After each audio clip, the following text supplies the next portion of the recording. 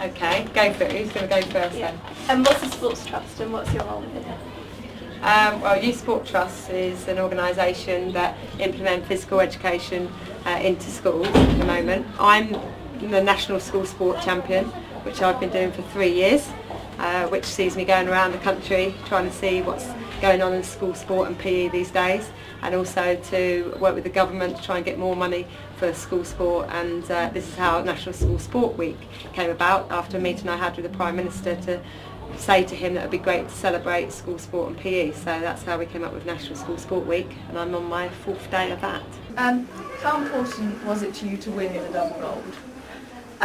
Well, for me it was 20 years of having an aspiration and a dream to become Olympic champion since the age of 14, and through my journey it was quite an up and down roller coaster ride of emotions, injury, physical, to finally get the 2 golds. I think my face said the whole story as I crossed the line for both the 8 and 1500 metres. So, how did your experience in the army, did that help prepare you for your athletic career? Yeah, I actually was a junior international athlete, and I gave up that career to go into the army because I wanted a career in the army itself. I wanted to be a physical training instructor. I actually joined as an HGV driver because that's the only job I could get into that I thought would be quite interesting. Got my HGV licence when I was 18 years old. Then I became a physical training instructor when I was 21, and I stayed in the army for 9.5 years. And what the army does give you is that real big confidence boost, discipline, respect for lots of different people, gives you the skills to be able to do planning, preparation, also just to be determined and fight for everything that you want. So when you then transfer that to be an athlete, exactly the same skills are needed to be disciplined, respectful of your competitors, but equally determined to do the best you can be. And then the other skills that I've learned is what I now do with my career since I've retired. Are you going to be in Beijing, and if so, what are you going to be doing? I am going to be in Beijing, yes. For the last part, I'm going to be watching for once. I went to 3 Olympic Games, and I've only actually ever seen a part of judo for about half an hour when Kate Hoey won a British medal, silver medal for Great Britain in judo. And I was allowed out for about half an hour out of all the 3 Olympics that I've been to. The rest of it's just been getting nervous, feeling sick and going down to the track and competing.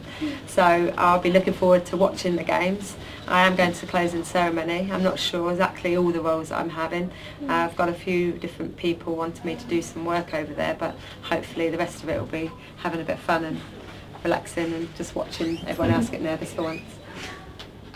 What do you think the UK's chances are in the Beijing Olympics? I think generally we'll have a very good games. I think the target has been 35 medals. I do think we can get that. We've always had a really good medal haul from the games. And I think people forget that because we don't necessarily have a lot of high profile sports. But cycling won 9 World Championships medals earlier on in the year in Manchester. So if they all perform as well, if not better, that's already a third of the medal tally. Rowing has always been strong. I spoke to Steve Redgrave recently, and he thinks that the women's 4 might win gold for once, which would be great.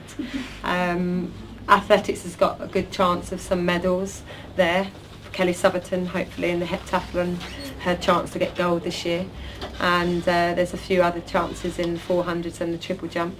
But I think generally across all of the sports that we have in the Olympics, we've always been a successful nation, so fingers crossed we'll come back with a lot more. If you weren't an athlete, what career path would you have chosen? I think I don't know if I was an athlete, because I've only ever known to be an athlete from a really young age, but if I hadn't come back into athletics, I would have hoped to have got commissioned in the British Army and been an officer and been in charge and the boss there again. How important is it for people such as yourself to inspire young people to be sports minded? Well, I think that any sports person in the public eye really has a role to play in terms of being a good role model, and that means somebody that youngsters can look up to, who have achieved highly because of dedication, hard work, commitment, and also just a normal person that kind of is able to pass on their experiences.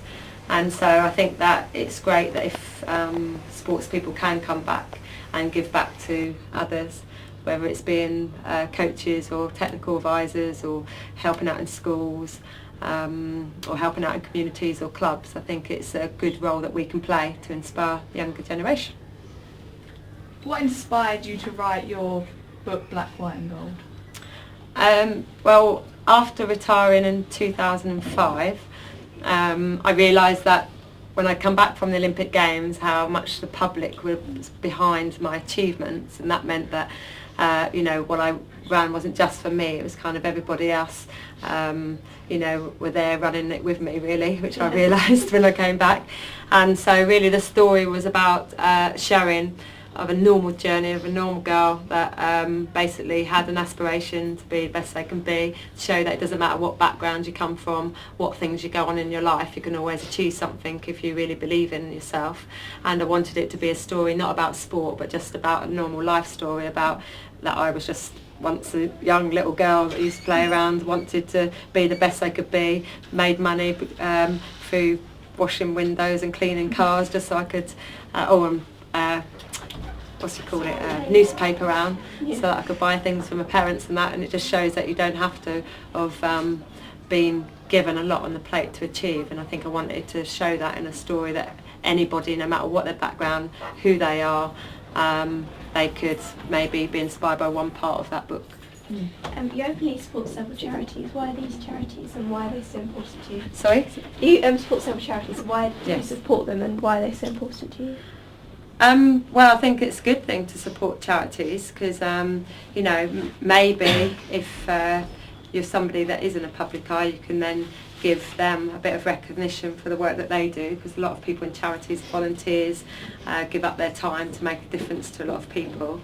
The charities I chose were things that I believe in. One of them is Dreams Come True, which is a children's charity for terminally ill and seriously ill children. They get given a dream by basically submitting an idea of what they'd like to do, like swim with dolphins or have a piano or whatever it may be, and the charity makes that dream come true for them and their family. So I did that. Hospice in the Weald, which is a local charity. I do a lot of local charities. Again, that's for people that are in their last stages of life, and my coach Dave Arnold died at the local one, but I've also had other people that does as well. And so anti-bullying, because I don't believe in bullying at schools. They're all a reason behind why I do them, but I enjoy working with charities.